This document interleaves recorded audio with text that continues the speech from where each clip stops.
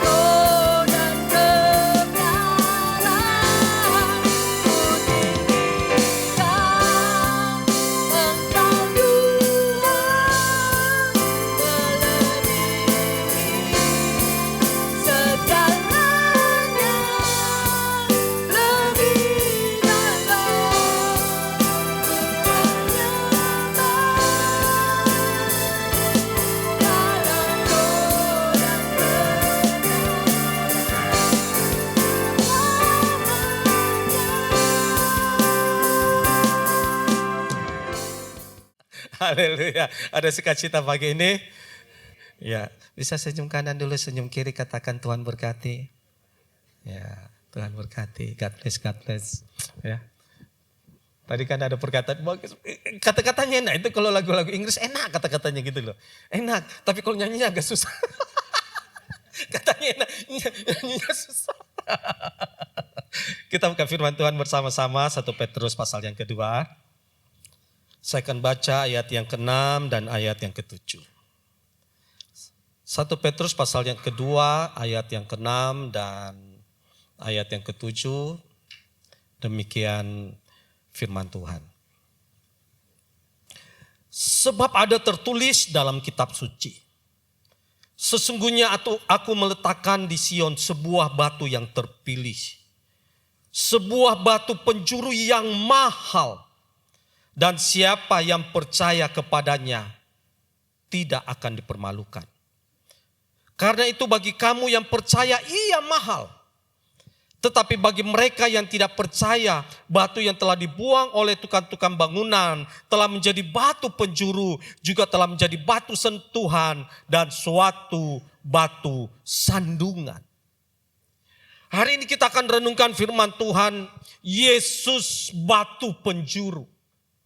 Saudara, kalau berbicara tentang batu penjuru, kita semua tahu bahwa setiap kali orang membangun sebuah rumah, membangun sebuah gedung, maka yang menjadi batu penjuru ini pasti akan ditempatkan biasanya di sudut, di pojok, karena dia akan menjadi sebuah batu yang utama.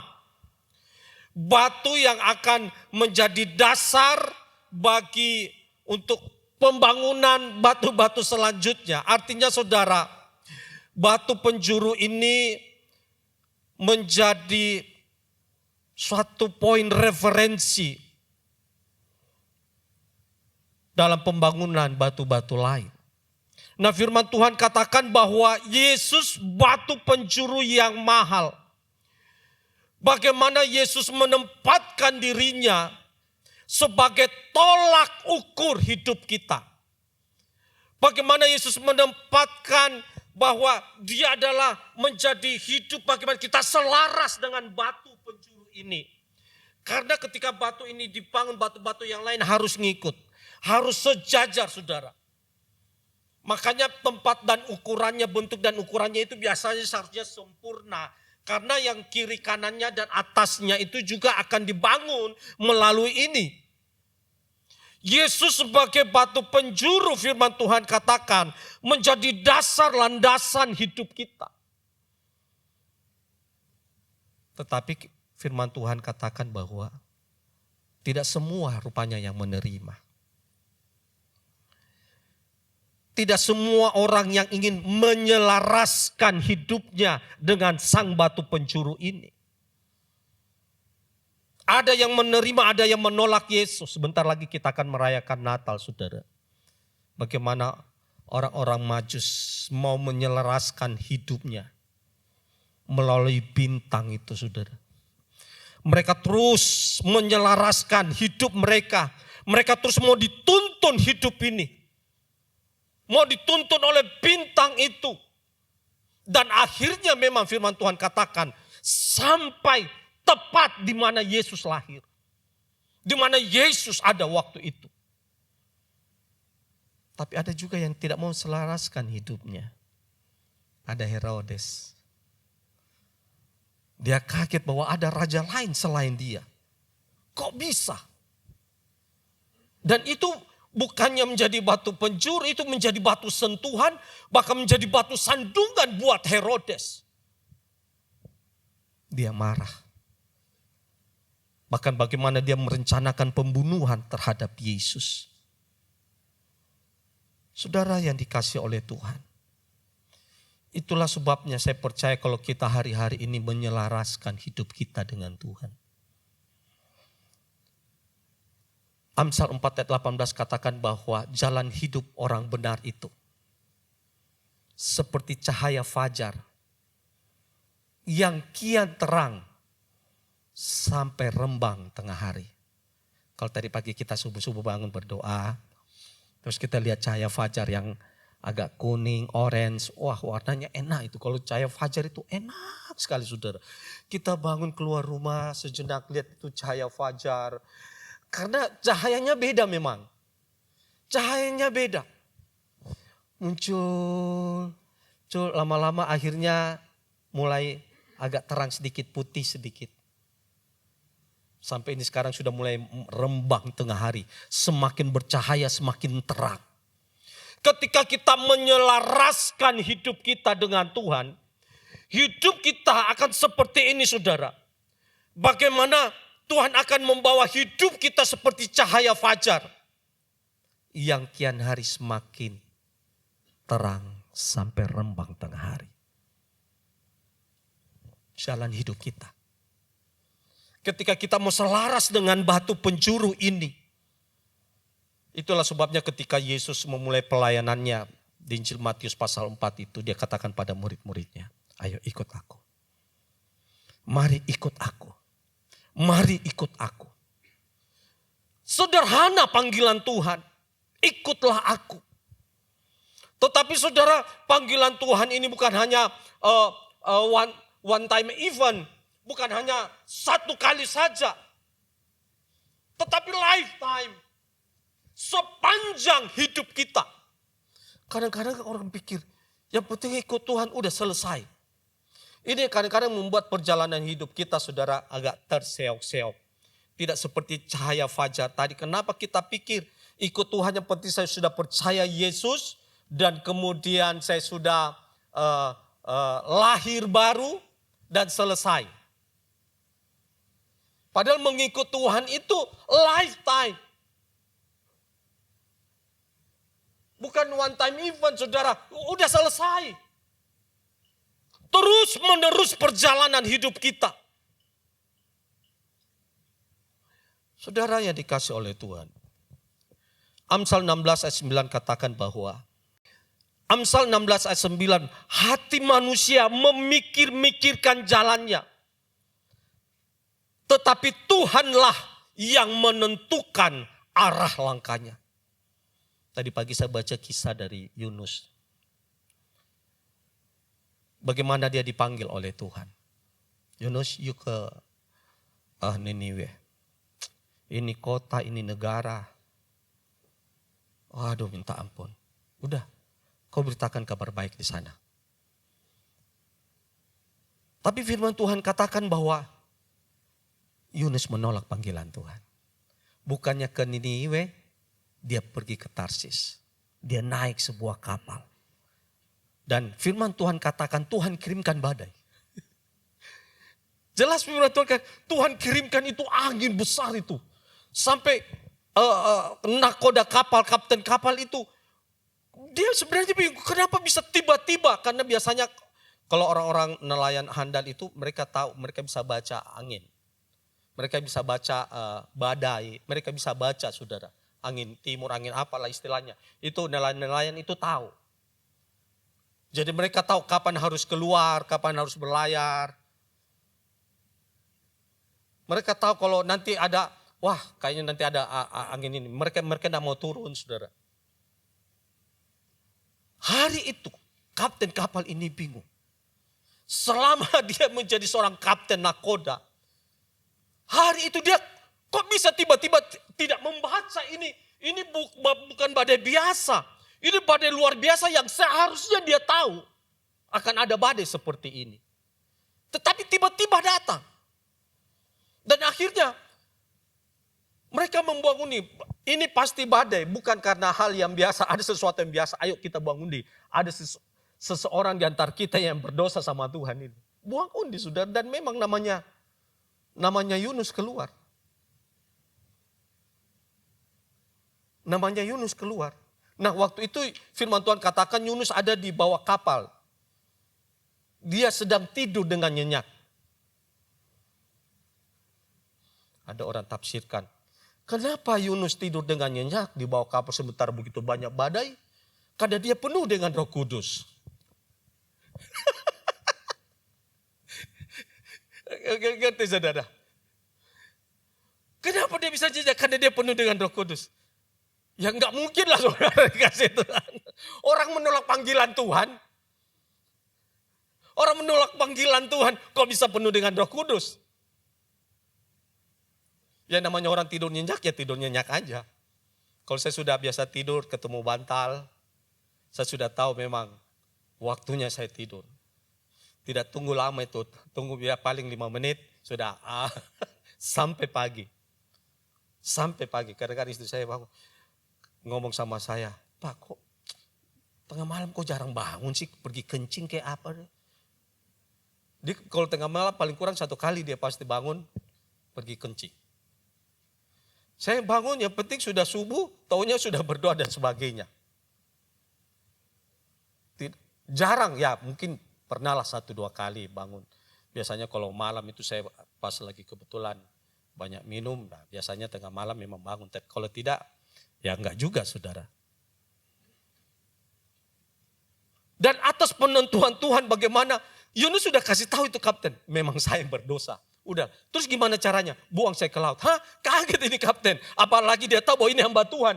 Wah nggak bisa, ini nggak bisa. Dia berusaha untuk bagaimana membawa kapalnya ini keluar dari badai itu. Tapi nggak bisa. Akhirnya mereka dengan sangat berat hati. Kami tidak mau menanggung dosa kesalahan orang ini ya Tuhan. Mereka buang. Dan memang oleh ketentuan Tuhan, Tuhan juga mengirimkan itu ikan besar itu. Kalau saya sih 100% ikan paus. 100% tidak ada lagi ikan besar selain ikan paus. Nggak mungkin ikan hiu saudaraku. Ya tidak mungkin kan. Ikan paus. Paling baik ikan paus yang kan ada yang rata-rata ikan paus yang ramah-ramah saudara. Dibawa lagi itu. Hati manusia memikirkan arah hidupnya, arah jalannya saudara. Tetapi Tuhanlah yang menentukan arah langkahnya. Jadi enggak kemana-mana kekasih Tuhan. Kalau Tuhan sudah membawa hidup kita, yang penting saudara, kita berada dalam kasih karunia Tuhan, anugerah Tuhan. Bagaimana caranya Tuhan? Saudara mau memikirkan, jadi saya mau ini. Saya dulu sebenarnya saudara tidak ada rencana bilang mau menjadi pendeta. Saya suka kayak jadi dokter kah atau jadi olahraga apa gitu. Tapi begitu hati manusia memikirkan apa yang menjadi hidupnya, tujuan hidupnya. Tapi kalau kita, hidupku ada di tanganmu. Tuhan bawa itu. Jalan-jalannya Tuhan bagaimana dia membawa. Tempatmu bukan di situ anakku. Bukan di situ, bukan di situ. Dan dia akan berusaha bagaimana setiap tempat yang kita lalui, kita gagal di situ. Secara manusia kita gagal, tetapi Tuhan ya tadi itu. Dia never fail. Dia tidak pernah gagal. Tapi mungkin secara manusia kita gagal, tetapi Tuhan tidak pernah gagal dia dengan caranya memang. Kadang-kadang kita juga bingung, Tuhan maumu ini apa? Tuhan maumu ini apa Tuhan? Nanti sampai ketika kita tiba di waktunya itu. Oh iya Tuhan. Oh iya Tuhan saya salah. Baru ada pengakuan. Oh iya Tuhan. Engkau benar Tuhan. Engkau luar biasa. Tuhan membuat segala sesuatu indah pada waktunya. Jadi kalau hari ini saudara merasa kenapa hidupku begini Tuhan? Kok saya kayak gagal? Percayalah, He will never fail. Dia tidak pernah gagal. Mungkin kita gagal, tetapi mungkin memang Tuhan izinkan itu. Karena jalanmu bukan di situ anakku. Aku akan membawa engkau supaya engkau selaras dengan hidupku. Selaras dengan purpose, dengan tujuan yang aku sudah tetapkan. Bukan semenjak engkau lahir, bahkan engkau masih ada dalam kandungan ibumu.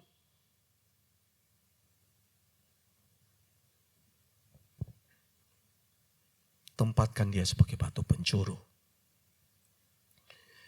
Tempatkan Tuhan jadi batu pencuru hidupmu. Memang kedagingan kita ini saudara. Hati-hati. Dia maunya memang beda. Makanya Roma 8 katakan keinginan daging berlawanan dengan keinginan roh. Dan selalu seperti itu. Apakah pendeta bisa? Ya bisa karena dia masih hidup di dalam daging. Oh, saya lupa lihat jam tadi. Kasih tanda saya Pak Franky, kapan saya selesai. Bagaimana kita mau selaras, searah dengan Tuhan. Dan percayalah perjalanan hidup kita seperti cahaya fajar. Yang kian hari semakin terik sampai rembang tengah hari. Itulah sebabnya firman Tuhan katakan sebagai batu pencuru. Batu pencuru ini adalah batu yang mahal. Sekali lagi ini batu yang mahal. Saudara di mata Bapa, Yesus Kristus ini terlalu berharga saudara. Dia tidak bisa dibandingkan dengan rasul, dengan nabi-nabi yang lain. Tidak bisa. Ini Yesus tidak ternilai dan tidak tergantikan. Makanya Kisah Rasul pasal 4 ini katakan bahwa di bawah kolong langit ini. Dan keselamatan tidak ada di dalam siapapun juga. Sebab di bawah kolong langit ini tidak ada nama lain yang diberikan kepada manusia yang olehnya kita diselamatkan. Yesus itu terlalu mahal. Yesus itu terlalu berharga, saudara. Nilainya itu. Makanya kalau dia mau menjadi manusia dan menyelamatkan kita, betul-betul ini kita kasih karunia, saudara. Betul-betul kasih karunia, saudara. Betul, saudara. Hatinya Yesus itu yang, wow, minta ampun. Terlalu besar kasih-Mu Bapa, pengorbanan yang Kau berikan bagiku terlalu mahal. Darah-Mu Yesus tercurah untuk menebus hidupku. Terlalu mahal.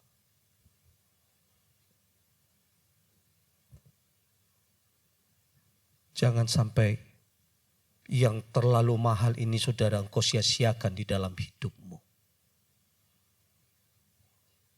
Makanya kalau kita baca di Matius pasal 13 ayat 14, Matius 13 itu ada 7 perumpamaan tentang kerajaan Allah. Perumpamaan tentang penabur, perumpamaan tentang lalam di antara gandum, perumpamaan tentang biji sesawi, perumpamaan tentang ragi, perumpamaan tentang pukat, dan ada 2 yang saya ingin tekankan. Ada perumpamaan tentang mutiara yang indah dan harta yang terpendam. Khusus untuk 2 perumpamaan ini, Yesus kasih berdekatan. Hal kerajaan Allah itu seperti harta yang terpendam yang ditemukan orang di ladang. Dan ketika dia temukan harta terpendam itu, dia pulang ke rumahnya. Dia jual semua apa yang dia miliki. Dia mau membeli itu ladang, bukan masalah ladangnya, hartanya itu, saudara. Segala yang dia miliki dia jual untuk membeli ladang itu supaya apa? Dia mendapatkan harta yang terpendam. Dan kemudian hal kerajaan Allah itu seperti mutiara yang indah. Bagaimana seorang pedagang ketika mendapatkan mutiara yang indah ini. Firman Tuhan katakan, dia jual juga semua miliknya karena mutiara ini terlalu mahal. Dia jual apa yang dia miliki, dia jual habis-habisan. Untuk mendapatkan ini, saudara.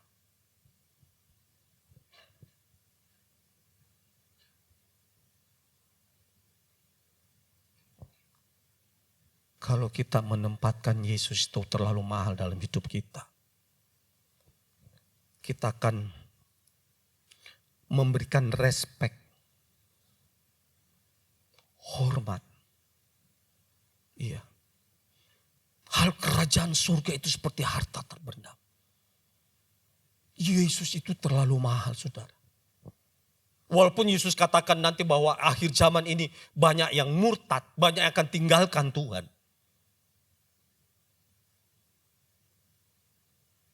Tapi bagi kamu, dia adalah batu pencuri yang mahal. Bagaimana kita memiliki respek dalam hidup kita. Kalau kita, saya selalu tekankan kalau kita punya mungkin tas mahal, ya ibu-ibu, tas-tasnya biasanya itu mahal. Ketahuan itu tas mahal, tas murah itu ketahuan, saudara. Kalau hujan, jangan lihat mereknya, tunggu saja saat hujan. Ketika hujan, ibu-ibu taruh tas itu di atas kepalanya. Pasti itu tas murah. Murah pasti. Murah. Tapi kalau hujan dia peluk itu tas. Bayangkan rela masuk angin. Demi tas begini, saudara. Rela masuk angin. Pulang di kerok-kerok itu. Dia enggak peduli. tas mahal. Tas mahal. Kadang-kadang saya nggak pikir itu ibu-ibu, saudara. Ya semahal-mahalnya kok lebih mahal dari tubuh badanmu gitu loh, saudara. Rela basah-basahan. Itu tas mahal. Karena tas mahal dia betul-betul respon dengan tasnya. Mungkin dia menabung sekian lama untuk mendapatkan tas ini. Atau mungkin ini pemberian hadiah dari suami saat ulang tahun. Nilainya itu loh, saudara. Nilainya. Saya punya ada beberapa jam, ada teman kemarin dari Amerika. Dia pulang, Pak Ishak, ini ada jam. Oh, terima kasih. Pak, ini jam mahal, Pak. Oh, iya jam mahal. Iya. Saya kalau ke pasar nggak pernah pakai jam ini, saudara. Iya. Kalau ke gereja, saya nggak. Ke gereja ya pakai. Atau ke pesta pakai. Karena mahal. Kalau saya pakai pergi pasar, orang potong ikan, kena ininya gimana?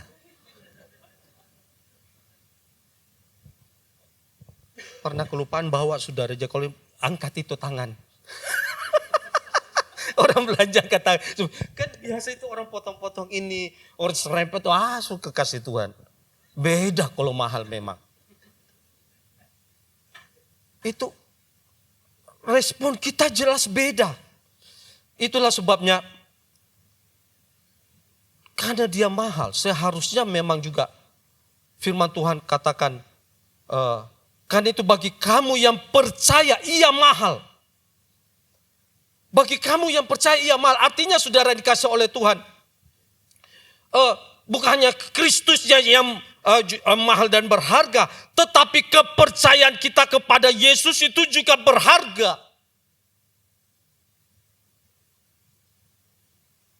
Bagi kamu yang percaya,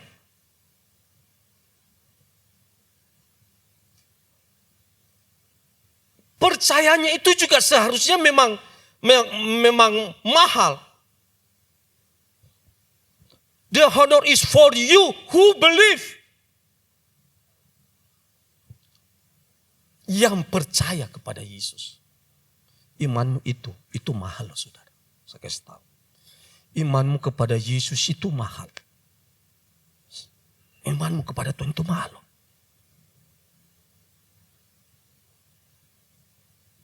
Yesus katakan, kalau engkau berdoa demi namaku, engkau tumpang tangan, orang-orang sakit sembuh.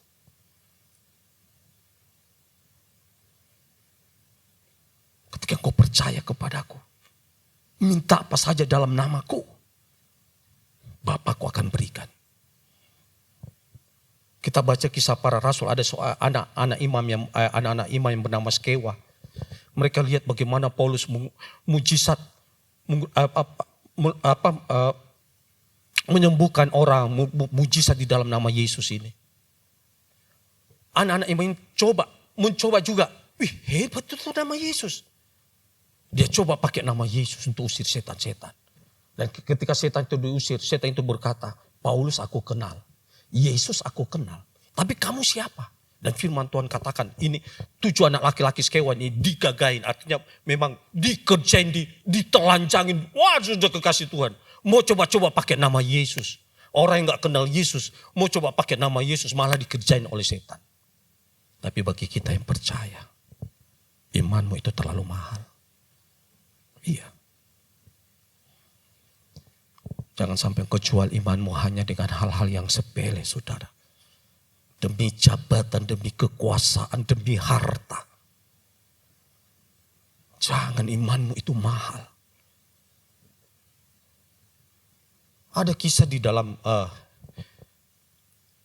Lukas pasal 12. Coba kita buka dulu, saudara ya.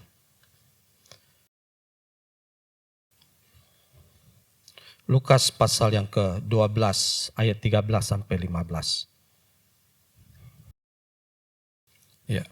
Lukas 12 ayat 13 mulai. Ya. Seorang dari orang banyak itu berkata kepada Yesus, Guru, katakanlah kepada saudaraku supaya ia berbagi warisan dengan aku. Tetapi Yesus berkata kepadanya, Saudara, siapakah yang telah mengangkat aku menjadi hakim atau pengantar atas kamu? Katanya lagi kepada mereka, berjaga-jagalah dan waspadalah terhadap segala ketamakan. Sebab walaupun seorang berlimpah-limpah hartanya, hidupnya tidak tergantung daripada kekayaannya itu. Nah, baru saudara akan baca bagaimana Yesus memberikan perumpamaan tentang orang kaya yang bodoh. Nah, jadi ceritanya ketika Yesus di dalam pelayanannya, tiba-tiba ada orang datang sama Yesus. Tuhan, tolong dong kasih tahu saudaraku, kemarin itu rumah dijual. Orang tua kami meninggal. Nah dia kan tua, dia yang lebih tua lah. Tolong dong bagi warisan dengan kami. Yesus katakan, loh emang saya jadi hakimmu? Saya menjadi pengantaramu. Yesus begitu sedang sibuk di dalam pelayanan, menyembuhkan orang-orang sakit, saudara. Dengan segala belas kasihan dia menjamah orang-orang. Tiba-tiba ada orang yang datang berbicara soal bagi warisan. Ngerti maksud saya? Yesus lagi sibuk di melayani orang nih. Yesus sedang tidak mungkin. Bagaimana dia berbagi hidupnya. Bagaimana dia menjamah orang-orang lemah. Orang-orang yang sakit, orang membutuhkan dia. Tiba-tiba datang orang, Tuhan tolong deh kasih tahu bagi warisan. Ngerti maksud saya, kasih Tuhan. Bagaimana orang seperti ini? Ya ampun, kau masih memikirkan dirimu saat itu sementara Yesus sedang melayani orang, sedang berbagi kabar baik itu, dan engkau berbicara tentang harta, engkau berbicara tentang hidupmu. Tidak sinkron. Maaf saudara, kadang-kadang kita juga tidak hormat kepada Yesus yang adalah Tuhan dan Raja kita. Dan kemudian Tuhan yang dalam hatinya itu selalu bagaimana keselamatan menjadi saksi Tuhan. Ada mujizat kesembuhan. Tiba-tiba kita datang kepada Yesus hanya berbicara tentang soal harta. Memang kita butuh itu. Tetapi enggak masuk. Yesus tegur orang ini. Emang siapa yang angkat saya jadi hakimmu? Siapa yang angkat saya jadi pengantaramu? Dan kemudian akhirnya Yesus masuk di dalam ketamakan. Kalau kita, Yesus itu mahal, imanmu itu mahal saudara. Saya beritahu, doa-doamu jangan melulu terus hanya soal berkat. Walaupun kita butuh itu. Hatinya Tuhan itu penuh belas kasihan. Atau Tuhan itu memberkati semua orang. Dan tiba-tiba kita datang kepada Yesus. Tuhan berkati saya.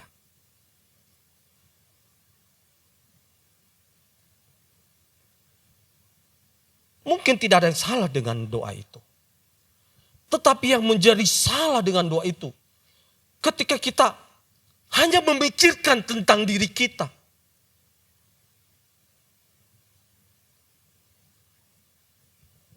Engkaulah Tuhan. Setidaknya ada pujian penyembahnya naik dari hadapan Tuhan. Masa kita bangun dari tidur, kita terus Tuhan, hari ini Tuhan berkati saya. Tidak ada apa istilahnya saudara. Kita bangun, naikkan pujian hormat. Selamat pagi Bapa, selamat pagi Yesus, selamat pagi Roh Kudus. Ada sikap hormat kita menyapa Tuhan. Mengagungkan Tuhan, memuliakan Tuhan. Bukan tiba-tiba datang kepada Tuhan. Berbicara tentang hidup kita. Berbicara tentang kebutuhan kita. Walaupun saya percaya Tuhan juga peduli dengan itu. Makanya di Matius 6 itu. Yesus tegur orang-orang. Kamu terlalu khawatir dengan cari kalian terlalu khawatir soal apa kalian makan, minum, pakai. Kemudian Yesus berkata, carilah dahulu kerajaan Allah dan kebenarannya. Maka semuanya akan ditambahkan padamu. Ini saudara. Ini. Tuhan mau. It's okay itu soal kau makan, minum, harta. Tetapi carilah dahulu Kerjaan Allah. Ini yang sikat hormat itu loh. Iman yang mahal itu. Jangan menempatkan Tuhan yang begitu besar. Tuhan yang dahsyat, yang great is our God. Tadi itu. Jadi kecil dalam hidup hanya soal kebutuhan. Kita berbicara tentang kerajaan Allah ini. Kita berbicara tentang kuasa Tuhan. Anugerah Tuhan buat gereja-gereja Tuhan. Makanya saya suka, kalau saudara baca selanjutnya 1 Petrus 2:10. Kamulah bangsa yang terpilih, imamat yang rajani. Tidak berbicara tentang pribadi. Kamulah bangsa yang terpilih, imamat yang rajani, bangsa yang kudus, umat pilihan.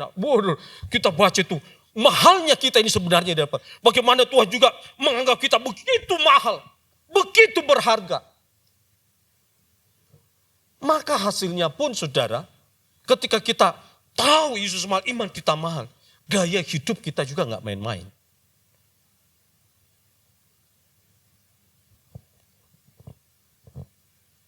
Buka sebentar di 2 Timotius 2 ayat 20-21. 2 Timotius 2 ayat 20 dan 21. Dengarkan. Dalam rumah yang besar bukan hanya terdapat perabot dari emas dan perak, melainkan juga dari kayu dan tanah. Yang pertama dipakai untuk maksud yang mulia, dan yang terakhir untuk maksud yang kurang mulia. Jika seorang menyucikan dirinya dari hal-hal yang jahat, ia akan menjadi perabot rumah untuk maksud yang mulia. Ia dikuduskan, dipandang layak untuk dipakai tuannya, dan disediakan untuk setiap pekerjaan yang mulia. Dalam rumah ada barang-barang yang mahal berharga. Ada juga yang kurang berharga, kurang mulia. Nah tinggal kita mau dipakai yang mana nanti sama Tuhan. Kalau saudara iman itu mahal. Percaya kita pada Yesus mahal. Tuhan akan engkau pakai juga di tingkat yang mahal. Ibarat kalau emas, tidak mungkin ibu-ibu taruh emas di sembarangan kan. Cuma taruh di laci, tidak mungkin kan. Ada tempat khususnya, kalau perlu ada tempatnya. Kita taruh, kalau saya lihat istriku dia taruh lagi kapas. Taruh kapas lagi, terus dia taruh di laci. Wah, betul-betul dijaga saudara. Dilihat kalau ada kotor, Pak kita ke semua ngapain? Kita bersihkan. Kita kasih bersih dulu. Oke.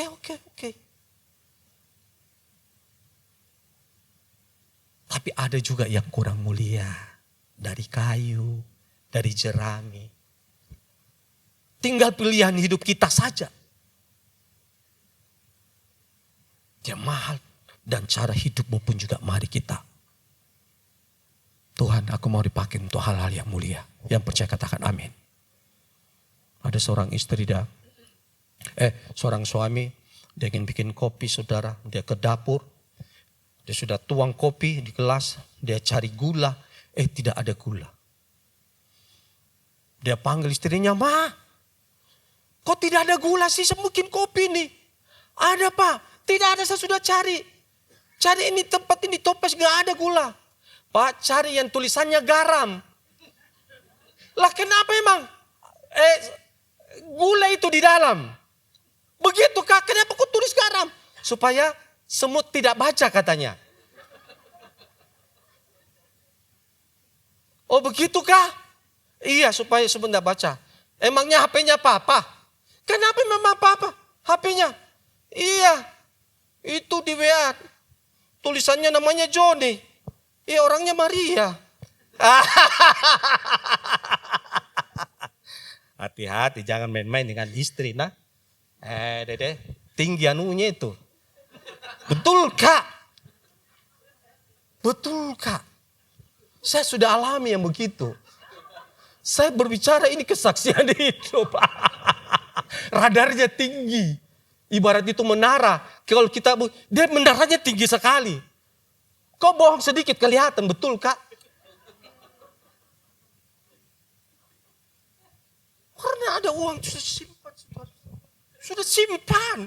Ya untuk uang cadangan, maksudnya bukan bohong-bohong. Simpan. Tidak lama. Pak, ini uang apa? Di mana? Itu di kamar, di lemari, di bagian bawah.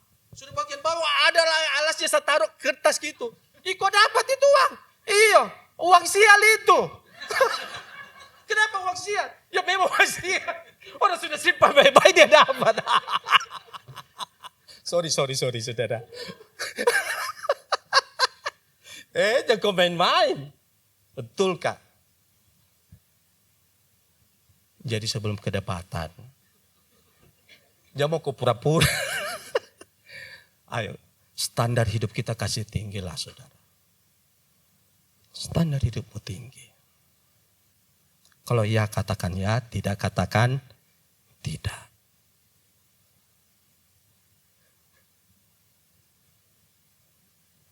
Bagaimana kita mau berjalan dalam kebenaran? Tuntutannya juga memang mahal. Tapi hasilnya juga mahal. Dalam rumah, nanti Tuhan akan pakai saudara. Untuk hal-hal yang mulia. Saudara baca 7 jemaat di Wahyu itu. Bagaimana apa yang mereka dapatkan? Efesus. Tingkatannya itu Taman Firdaus. Kalau kita baca waktu Yesus disalibkan, hari ini juga engkau bersama-sama aku dengan aku Taman Firdaus. Penjahat ini. Memang penjahat bertobat. Tetapi kenapa Taman Firdaus? Karena kau memang selamat. Tetapi kau belum melakukan sesuatu bagi Yesus. Ngerti maksudnya? Kau memang selamat. Tetapi kau cuma hanya ditempatkan di situ. Masa sama dengan kita yang melayani Tuhan. Kita sudah hidup benar. Pertahankan hidup benar saudara. Kita pertahankan hidup kudus. Masa nanti upahnya sama? Ya jelas beda lah. Dalam rumah yang besar firman Tuhan katakan. Ada barang mulia, ada yang kurang mulia. Enggak mungkin saudara kita sama dengan orang yang baru bertobat. Nah kita yang sudah melayani Tuhan puluhan tahun. Ya jelas enggak mungkin lah. Beda. Orang kerja saja di perusahaan yang kerja sekian tahun dengan orang baru masuk. Gajinya beda. Manusia di dunia ini saja tahu membedakan orang-orang yang seperti ini. Orang-orang yang menunjukkan kualitasnya, karakternya, nilai hidupnya. Nah, ini akan dipakai di perusahaan menjadi orang-orang yang ditempatkan tempat yang tinggi. Kenapa? Sudah terukur, sudah terbukti. Ketika kau menjaga hidupmu, mahal di hadapan Tuhan. Engkau akan lihat hasilnya. Baca saudara. Philadelphia saya baca. Itu cuma di Philadelphia di Wahyu pasal 3 itu. Khusus dia ditempatkan di ini. Di bait Allah. Dan mereka tidak akan keluar dari situ. Coba baca nanti saudara. Upah yang gereja masing-masing dapatkan. Beda-beda itu. Orang-orang yang hidup dalam Tuhan. Orang-orang yang dia pertahankan. Kehidupan yang takut akan Tuhan itu. Hidup yang mahal itu. Kekasih Tuhan, kita tidak tahu kapan Yesus datang. Tapi dia batu pencuri yang mahal. Batu pencuri yang mahal. Dia terlalu mahal. Imanmu pun itu juga berharga di hadapan Tuhan. Bahkan gaya hidupmu pun berharga di hadapan Tuhan. Pertahankan itu. Dan kau akan melihat bagaimana Tuhan bekerja dalam hidupmu. Hidupmu akan seperti cahaya fajar yang kian hari menjadi terik seperti rembang tengah hari. Tuhan Yesus memberkati kita. Amin untuk firman Tuhan. Haleluya Tuhan.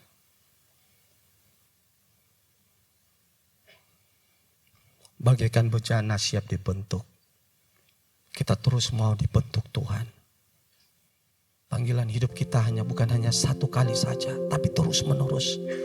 Tuhan membentuk hidup kita. Haleluya Tuhan. Haleluya Yesus.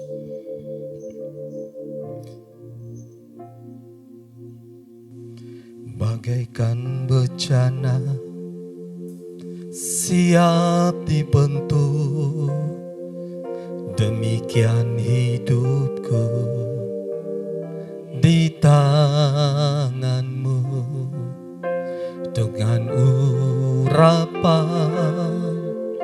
kuasa rohmu ku dibaharui selalu. Jadikan ku alat dalam rumah-Mu Tuhan, alat yang berharga, yang mulia.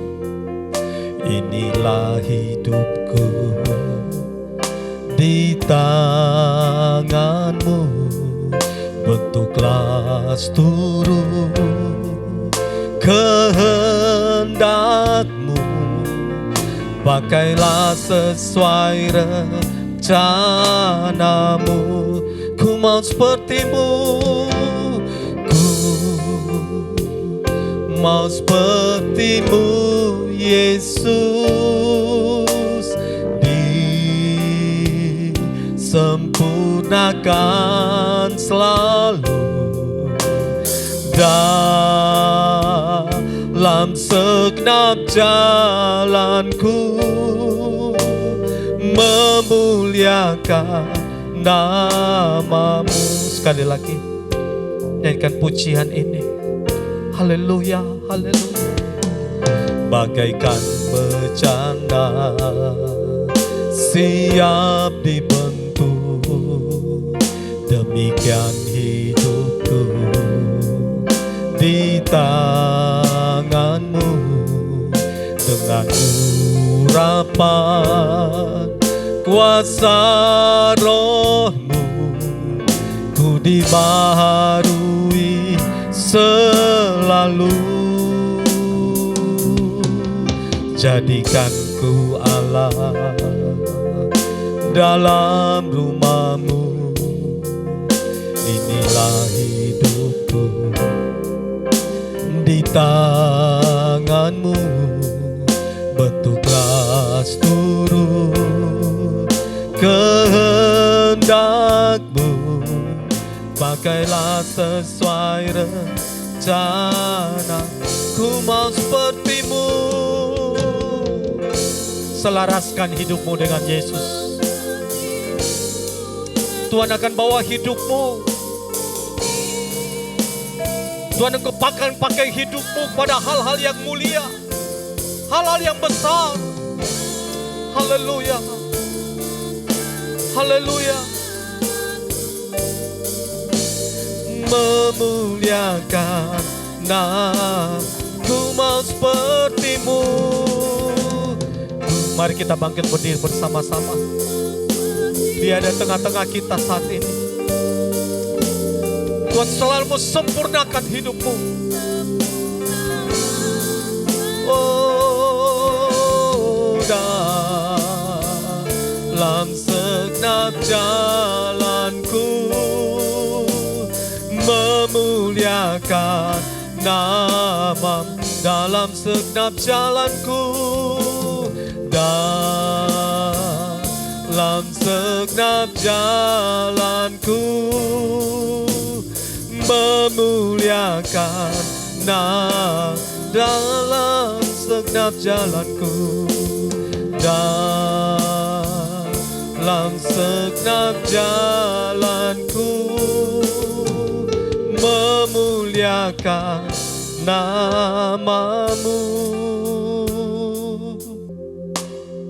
Saudaraku dikasihi Tuhan, ketika Yesus masuk di rumah Sakeus, orang yang berdosa, seorang pemungut cukai, Sakeus berkata, Tuhan, setengah dari hartaku aku akan berikan kepada orang miskin. Bahkan kalau ada orang yang saya tipu, saya peras, saya kembalikan 4 kali lipat. Dan Yesus katakan, di rumah ini keselamatan dari Tuhan mengalir. Mereka juga adalah anak-anak Abraham. Sakeus yang dulu menganggap hartanya begitu mahal, tetapi ketika ketemu Yesus, Yesus terlalu mahal. Dia merelakan setengah dari hartanya kasih orang miskin dan sebagainya. Imannya menjadi mahal di hadapan Tuhan.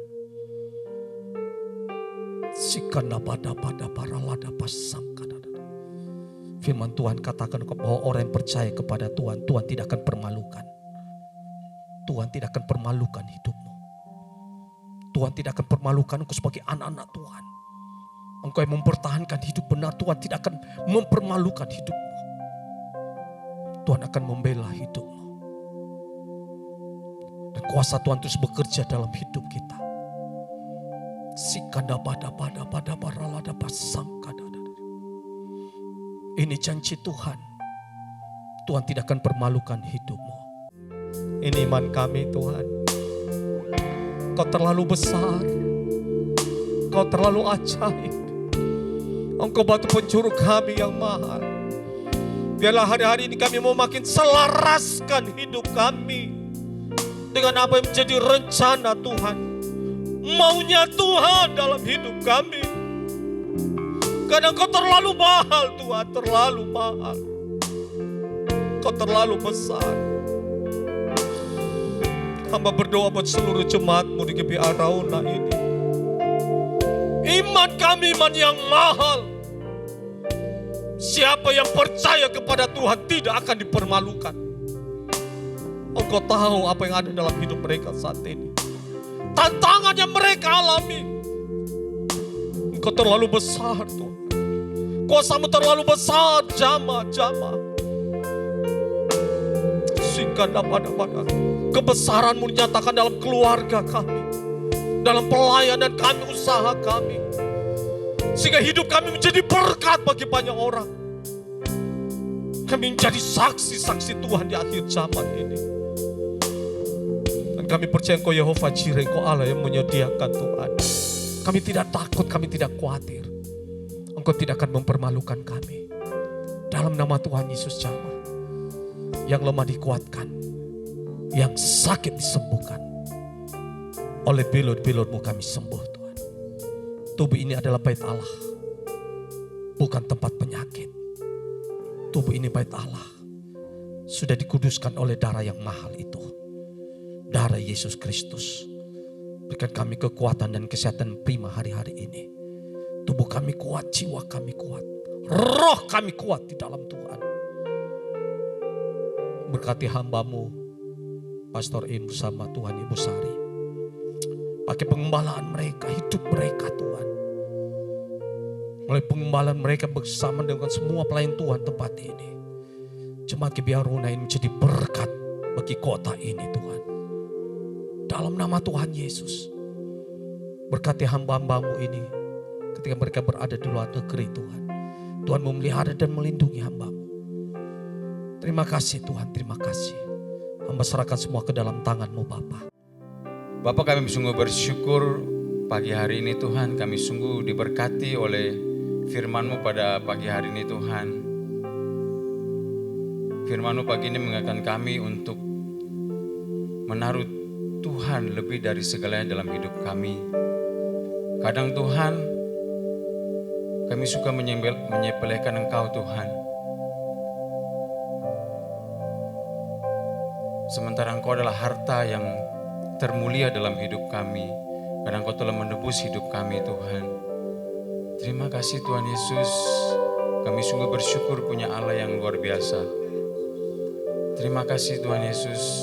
Biar sharing firman pada pagi hari ini bukan cuma sekedar menjadi pengetahuan buat kami yang mengisi pikiran kami Tuhan. Tapi lebih daripada itu, biar itu boleh diremakan dalam hati kami. Yang mengubah sikap hidup kami Tuhan. Untuk selalu hormat kepada Tuhan yang adalah Tuhan dan Juru Selamat kami. Terima kasih Tuhan Yesus. Kami mau berdoa juga untuk Pak Ishak yang sudah menjadi saluran berkat buat kami pada pagi hari ini Tuhan. Engkau terus urapi dia Tuhan. Berkati dia Tuhan. Berikan hikmat lebih lagi Tuhan. Biar melalui pelayanannya banyak orang boleh dimenangkan untuk kemuliaan nama Tuhan. Berkati keluarganya Tuhan, tutup bungkus dengan kuasa darah-Mu, pagari dengan keselamatan-Mu Tuhan. Terima kasih, kami mengucap syukur Tuhan untuk pagi hari ini. Mari arahkan hati Bapak Ibu Saudara sekalian untuk menerima berkat daripada Tuhan. Tuhan memberkati engkau dan melindungi engkau. Tuhan menyinari engkau dengan wajah-Nya dan memberikan Kau kasih karunia. Tuhan menghadapkan wajahnya kepadamu dan memberikan Kau damai sejahtera.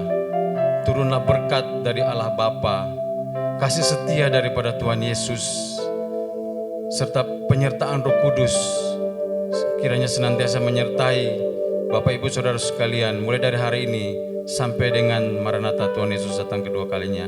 Sekali percaya Tuhan Yesus, tetap percaya Tuhan Yesus. Dalam nama Tuhan Yesus kami sudah berdoa dan mengucap syukur. Haleluya. Amin. Tuhan berkati, selamat hari Minggu.